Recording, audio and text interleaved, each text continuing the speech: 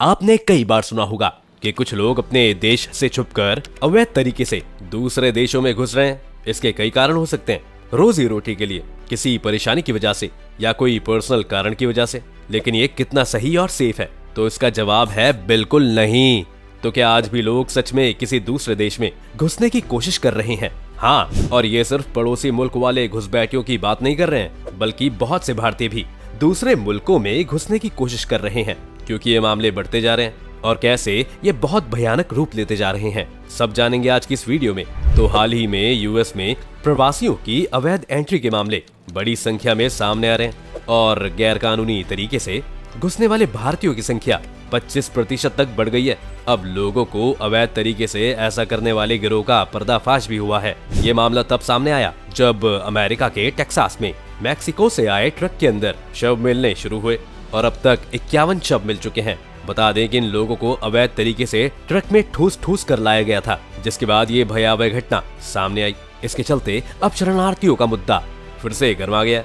अब ये हमारे लिए इसलिए भी जरूरी है क्योंकि इसका एक पहलू ये भी है कि हाल के सालों में गैर कानूनी तरीके से घुसने के मामले में भारतीयों की संख्या में भी तेजी से बढ़ोतरी दर्ज की गई है। हाल ही में अमेरिकी संघीय एजेंसी ने भारतीयों की कनाडा सीमा से अवैध एंट्री करने वाले गिरोह का पर्दाफाश किया और गिरोह के सरगना जसपाल गिल को गिरफ्तार कर लिया गया है, जो कैलिफोर्निया से नेटवर्क चलाता था। जांच में शामिल एक संगीन एजेंट ने दैनिक भास्कर के एक इंटरव्यू में बताया कि इस गिरोह ने उबर कैब के जरिए हजारों भारतीयों को गैर कानूनी तरीके से अमेरिका पहुंचाया है और गिल ने हर व्यक्ति से करीब 23 लाख से 55 लाख रुपए वसूले। बता दें कि इन लोगों को पर्यटक वीजा पर कनाडा लाया जाता है। यहाँ से उन्हें नकली दस्तावेज पर उबर कैब के जरिए अमेरिका लाया जाता है। Homeland security agent David A Spitzer ने बताया, एशिया खास तौर से भारत से बड़ी संख्या में लोगों को उबर के जरिए लाया जा रहा है, अक्सर कानूनी पेचीदगियों से निपटने के लिए। इनके पास फर्जी दस्तावेज होते हैं और गिल गिरोह के 17 उबर अकाउंट भी मिल चुके हैं। एक अकाउंट से ही उसने 90 यात्राएं की हैं। मोटे तौर पर गिरोह ने करीब 1530 चक्कर लगाए और हजारों भारतीयों को गैर कानूनी तरीके से एंट्री दिलवाई। लेकिन ये कितना सही और कितना सेफ तरीका है? आज भारतीय अमेरिकन ड्रीम के चक्कर में अपनी जान भी जोखिम में डाल रहे हैं। इस साल 21 जनवरी को अमेरिका से महज 30 फीट पहले कनाडा में एक गुजराती परिवार के 4 लोगों के शव बर्फ में दबे मिले। ये परिवार अवैध तरीके से अमेरिका में दाखिल होना चाहता था और बर्फीले तूफान की जड़ में आ गया। इसी तरह बीते दिनों अमेरिकी सीमा पर पेट्रोलिंग टीम ने डूबती हुई बोट से 6 भारतीयों को बचाया। इन पर गैर कानूनी तरीके से अमेरिका में घुसने का केस दर्ज किया गया है। अब अगर ये दोषी पाए जाते हैं तो इन्हें 10 साल की सजा हो सकती है। सीमा शुल्क और सीमा सुरक्षा दस्ते ने अप्रैल 2022 में कनाडा से अवैध तरीके से आने वाले 1197 भारतीयों को पकड़ा है। ये संख्या इस रूट पर पकड़े गए कुल लोगों का 13% है। आज अमेरिका में अवैध घुसपैठ का नया गेटवे कनाडा बनता जा रहा है। एक अनुमान के मुताबिक इस रास्ते अवैध रूप से आने वाले लोगों में भारतीयों का हिस्सा 25 से 30% है। दरअसल यूएस मैक्सिको बॉर्डर पर सख्त निगरानी के बाद से ही लोग उत्तरी सीमा की तरफ से घुसपैठ करने की कोशिश करने लगे हैं। इस साल अवैध तरीके से घुसपैठ करते पकड़े गए 40% भारतीय कनाडा से दाखिल हुए थे। अवैध रूप से प्रवेश करते हुए पकड़े गए 80% चीन और 99% फिलीपींस के नागरिक भी कनाडा से ही घुसे थे। अमेरिका में दाखिल होने की कोशिश के दौरान गुजरात के बृज कुमार यादव की अभी हाल ही में मौत हुई है। वो ट्रम्प वॉल को अवैध रूप से फांदने की कोशिश कर रहे थे। उनकी ही तरह दुनिया भर में हजारों प्रवासी अमेरिका के पड़ोसी देश से सीमा पार करने की कोशिश करते हैं। कुछ को सफलता मिलती है और कुछ को जान से हाथ धोना पड़ता है या कानूनी कार्रवाई का सामना करना पड़ता है। लेकिन आपको यहाँ बताते चलें कि सीमा तक पहुँचना भी कम कठिन नहीं होता। कई देशों से गुजरकर हजारों किलोमीटर की यात्रा में जंगल, पहाड़, नदी पार कर वे सीमा पर पहुंचते हैं। अमेरिकी सीमा के पास टेक्सास में एल पासो शहर प्रवासियों का आखिरी अड्डा है। अमेरिकी सीमा पर पहुंचने के लिए यात्रा करने वाले प्रवासी बताते हैं कि कैसे उन्होंने अपने छोटे छोटे बच्चों के साथ पहाड़ों और जंगलों को पार करते हुए, बीमारियों से लड़ते हुए और रास्ते में हिंसक लूटपाट का सामना करते हुए हजारों मील का सफर करना पड़ा। उनके मुताबिक पूरी यात्रा में जंगल वाला हिस्सा सबसे कठिन था। जंगल में लोग मरे पड़े मिले, ऊपर से जंगली जानवरों का डर भी था। ये बहुत खतरनाक यात्रा थी। लेकिन लोग इतनी बड़ी संख्या में अमेरिका क्यों जाना चाहते हैं? इसका सबसे बड़ा कारण है वहाँ की लाइफस्टाइल और पैसा। आज दुनिया में कई देश हैं जो गरीबी की मार झेल रहे हैं, कई देश ऐसे भी हैं जहां एक खास वर्ग अपनी कमाई से खुश नहीं है, और जब उनको पता लगता है कि अमेरिका में इसी मजदूरी के उन्हें दुगना तिगुना पैसे मिलेंगे, तो वो अमेरिका जाने की तैयारी में जुट जाते हैं, बस खुद को और अपने परिवार को बेहतर जिंदगी देने के लिए, और ये बलिदान देने के लिए तैयार होते हैं ताकि वो अमेरिका आकर एक बेहतर जिंदगी जी सके और ज्यादा पैसा कमाकर अपने घर भेज सके। लेकिन ये यात्रा उतनी आसान नहीं है, क्योंकि बिना किसी लीगल सपोर्ट और बिना किसी इकोनॉमिकल सपोर्ट के ये लोग सिर्फ अपनी लाइफ की क्वालिटी सुधारने के लिए बिना किसी उम्मीद के जान जोखिम में डालकर वो अमेरिका में घुसने की कोशिश कर रहे हैं। क्योंकि इस पागल कर देने वाली हालत में ये प्रवासी सिर्फ इस बात का इंतजार कर रहे हैं कि मैं अपने परिवार के लिए एक अच्छे भविष्य की शुरुआत कर पाएं। लेकिन अमेरिका इन सारे मामलों को कैसे हैंडल कर रहा है? जैसा कि हमने आपको बताया कि बहुत बड़ी संख्या में लोग इल्लीगल तरीके से अमेरिका में घुसने के चक्कर में रास्ते में ही अपनी जान गंवा बैठते हैं। तो ऐसे में अमेरिका भी अपना कंसर्न दिखा रहा है और सही तरीके से अमेरिका में आने वाले प्रवासियों को सरकारी मदद भी मिल रही है। लेकिन यहाँ ध्यान रखने वाली बात यह है कि अमेरिकी सरकार सिर्फ शरणार्थियों को ही दर्जा देती है और शरणार्थी और अवैध प्रवासी के बीच एक स्पष्ट रेखा रही है। शरणार्थियों की श्रेणी अलग होती है और अवैध प्रवासियों की अलग। हालांकि हकीकत यही है कि शरणार्थी दर्जा पाने से पहले ज्यादातर मामलों में अवैध तरीके से ही अंतर्राष्ट्रीय सीमा पार की जाती है। कुछ लोग अपना देश युद्ध, संघर्ष, मानवीय प्रकृति आपदा, आर्थिक संकट के कारण छोड़ देते हैं और अवैध प्रवासियों को साल 1951 के रिफ्यूजी कन्वेंशन के तहत शरणार्थी का दर्जा नहीं मिलता। लेकिन इसके बावजूद भी लोग गैर कानूनी तरीके से घुसने से बाज नहीं आ रहे हैं। आज अमेरिका में गैर कानूनी तरीके से दाखिल होने वाले भारतीयों की संख्या में तेजी से इजाफा हो रहा है। ताजा आंकड़ों के मुताबिक साल 2022 में करीब 4,297 भारतीयों को पकड़ा गया है। ये घटनाक्रम तब हुआ है जब अमेरिकी टूरिस्ट वीजा में 1000 दिन का टाइम लग रहा है, जिससे हालात बहुत भयावह हो गए हैं। हाल ही में टेक्सास में बॉर्डर की दीवार पर चढ़ने की कोशिश में गिरे एक भारतीय व्यक्ति की मौत ने भारत से अमेरिका में अवैध प्रवासन पर जमकर सुर्खियां बटोरी। आंकड़े देखने पर पिछले 2 महीनों में मैक्सिको के साथ बॉर्डर पर अवैध प्रवासन में अचानक बढ़ोतरी नोटिस की गई है। अमेरिकी सरकार के आंकड़ों के मुताबिक अमेरिकी सीमा गश्ती ने अक्टूबर और नवंबर में मैक्सिको की सीमा पार करने वाले 4,297 भारतीयों को पकड़ा, जबकि साल 2021 में इन्हीं 2 महीनों के दौरान 1,426 पकड़े गए। कुल मिलाकर अमेरिकी अधिकारियों द्वारा सीमा पर और अन्य जगहों पर पकड़े गए भारतीयों की संख्या पिछले साल से 2 गुनी से ज्यादा हो गई है। कस्टम और सीमा सुरक्षा के आंकड़ों के मुताबिक सितंबर में खत्म हुए फाइनेंशियल ईयर 2021-22 के दौरान अमेरिकी अधिकारियों ने 63,927 भारतीयों का सामना किया, जिन्होंने अवैध रूप से देश में प्रवेश किया। साल 2022 के आखिरी 2 महीनों में करीब 13,655 अवैध अप्रवासी पकड़े गए, जबकि ये संख्या 2021 में अक्टूबर और नवंबर में 6,865 थी। एजेंसी के मुताबिक वित्तीय वर्ष 2019-20 में अमेरिका में अवैध रूप से CBP द्वारा पकड़े गए भारतीयों की संख्या केवल 19,883 थी। भारतीय अमेरिका में अवैध प्रवासन के मामले राष्ट्रपति जो बाइडेन और उपराष्ट्रपति कमला हैरिस के चुनाव के बाद से बढ़ रहे हैं, जिन्हें लैटिन अमेरिका से प्रवासियों को रोकने का काम सौंपा गया है। कमला हैरिस ने दावा किया है कि सीमा सुरक्षित है।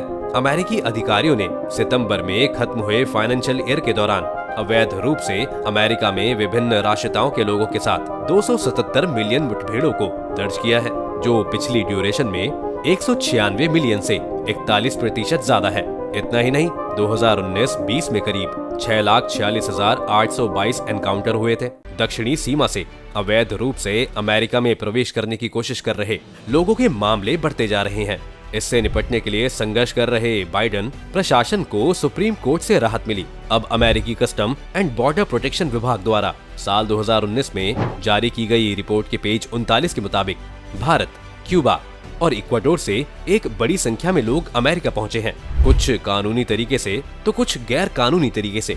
अब साल 2019 के सितंबर तक लगभग 8,000 भारतीय नागरिकों ने अवैध ढंग से अमेरिका में घुसने की कोशिश की और इनमें से 7,500 लोग दक्षिणी सीमा से अमेरिका में घुसे, वहीं 339 लोग उत्तरी सीमा से घुसे। इससे ये बात साफ है कि भारत से अमेरिका पहुंचने वाले ज्यादातर अवैध अप्रवासी दक्षिण अमेरिका देशों से होकर अमेरिका पहुंच रहे हैं। इन्हीं सब वजहों से अब अमेरिकी सरकार को बड़ी परेशानियां उठानी पड़ रही हैं।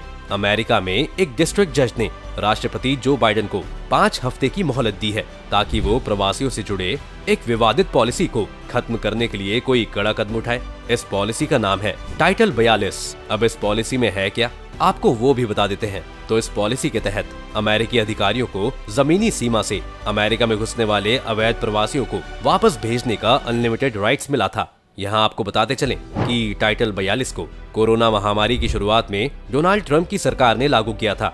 उनका कहना था कि इसके जरिए कोरोना के फैलाव को रोका जाएगा, लेकिन समय समय पर इसकी डेडलाइन बढ़ाई जाती रही। ट्रंप सरकार ने टाइटल 42 का इस्तेमाल अपनी प्रवासी विरोध नीति यानी एंटी इमिग्रेंट पॉलिसी को थोपने के लिए किया। ट्रंप के बाद जो बाइडेन अमेरिका के राष्ट्रपति बने, उन्हें इमिग्रेंट्स की पॉलिसी पर उदार माना जा रहा था, लेकिन बाइडेन सरकार ने भी इस पॉलिसी को रोकने में कोई दिलचस्पी नहीं दिखाई। अब जाकर एक डिस्ट्रिक्ट कोर्ट के जज ने फुल एंड फाइनल का आदेश दिया है। तो पहले समझ लेते हैं कि ये टाइटल 42 लागू करने के पीछे असली कारण क्या था। 20 मार्च 2020 को अमेरिका की centres for disease control and prevention ने एक पब्लिक हेल्थ ऑर्डर जारी किया। उस समय पूरी दुनिया में कोरोना वायरस तेजी से फैल रहा था। दुनिया भर में कोविड लॉकडाउन की शुरुआत हो चुकी थी। हवाई यात्राओं पर बैन लगा दिया गया था और इंटरनेशनल ट्रैवल को भी रोक दिया गया। फिर ये शक जताया गया कि लोग अवैध तरीके से अमेरिका में घुस सकते हैं। यहाँ आपको बताते चलें कि अमेरिका की दक्षिणी सीमा से अवैध प्रवासियों के घुसने का इतिहास दशकों पुराना है। उधर मैक्सिको और साउथ अमेरिका के दूसरे देशों से लोग अमेरिका आने की कोशिश कर रहे हैं। इसके लिए वो हर मुमकिन तरीका अपनाते हैं, लेकिन तमाम कोशिशों के बावजूद अमेरिका इस पर लगाम नहीं लगा पाया है। इसी वजह से चिंता ये जताई गई है कि अवैध प्रवासी सारा खेल बिगाड़ सकते हैं। इसलिए सरकार ने टाइटल 42 की पॉलिसी लागू कर दी। इससे बॉर्डर पर मौजूद अधिकारियों को ये अधिकार मिला कि वे प्रवासियों को बिना कारण बताए तुरंत वापस भेज सकते हैं। अब जिस वक्त ये पॉलिसी लागू की गई, उस समय डोनाल्ड ट्रंप राष्ट्रपति के तौर पर काम कर रहे थे। प्रवासियों को लेकर ट्रंप की सोच जग जाहिर है। अमेरिका का इतिहास प्रवासियों का इतिहास रहा है।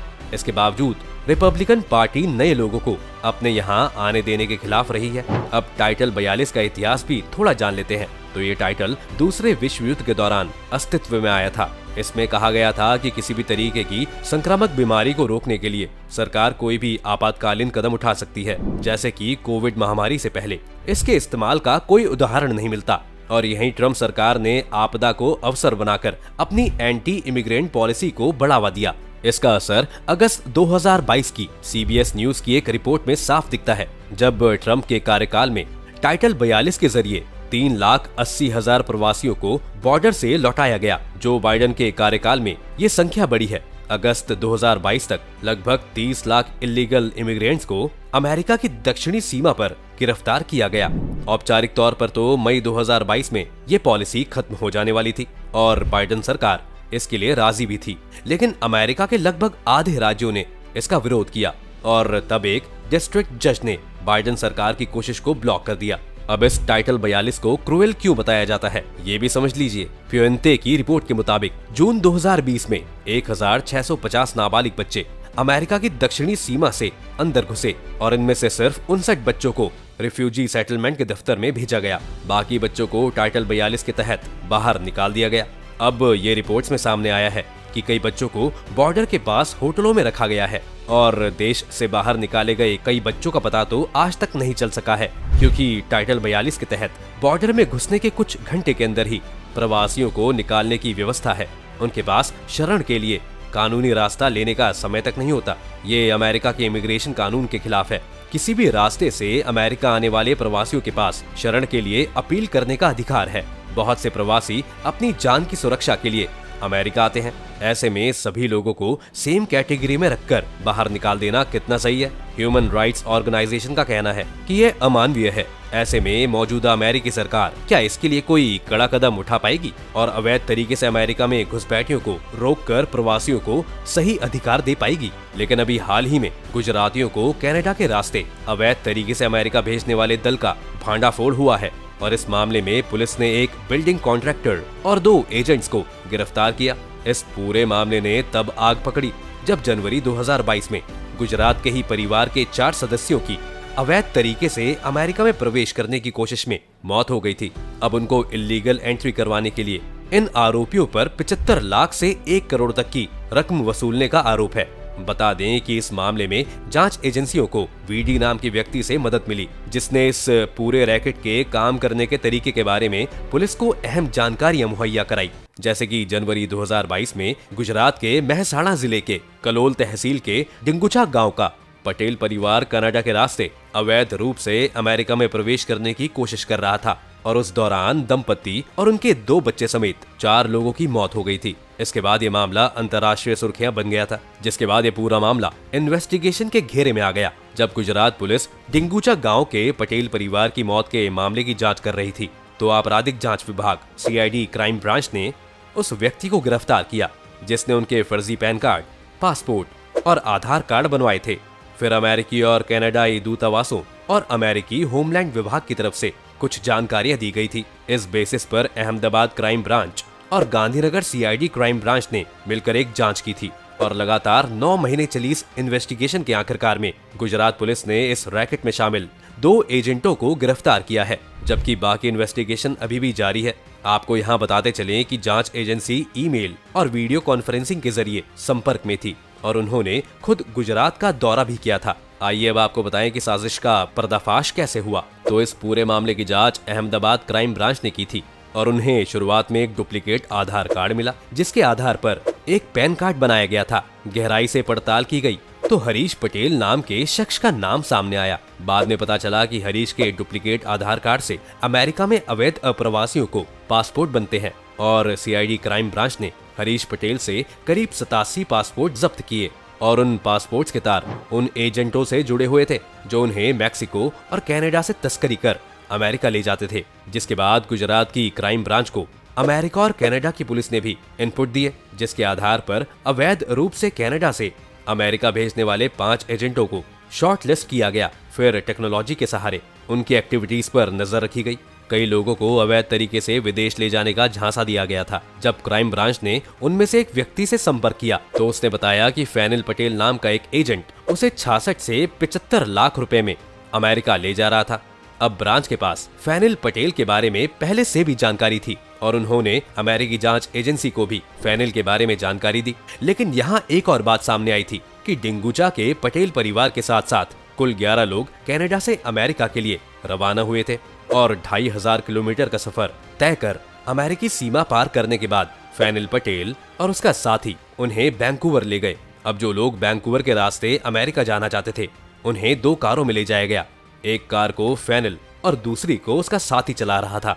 बता दें कि इस रास्ते से सीमा पार करने के लिए हर व्यक्ति को लगभग $11,500 खर्च करना पड़ता है, लेकिन इन लोगों को विनीपेग से सीमा पार करने पर सिर्फ $7,500 का ही खर्च आता। इसलिए एजेंटों ने ये सस्ता रास्ता चुना। फैनिल सभी को वैंकूवर से विनीपेग तक कार से लेकर गया। ऐसा उसने पैसे बचाने के लिए किया। वहाँ विदेश जाने के इच्छुक लोगों के मोबाइल फोन में एक एप्लीकेशन डाउनलोड किया गया और कहा गया कि वे अमेरिका में स्टीव सैंड्स नाम के आदमी से मिलेंगे जो उन्हें फ्लोरिडा ले जाएगा। इन 11 लोगों को विनीपेग में छोड़ दिया गया और आगे अमेरिका बॉर्डर तक पैदल सफर तय करने को कहा गया। इस दौरान 4 लोगों की मौत हो गई और 7 लोग ही अमेरिका बॉर्डर तक पहुंचने में सफल हुए। 11.5 घंटे तक 7 लोग पैदल चलकर कनाडा से अमेरिकी सीमा में दाखिल हुए। फ्लोरिडा के स्टीव सैंड्स उन्हें लेने पहुंचे।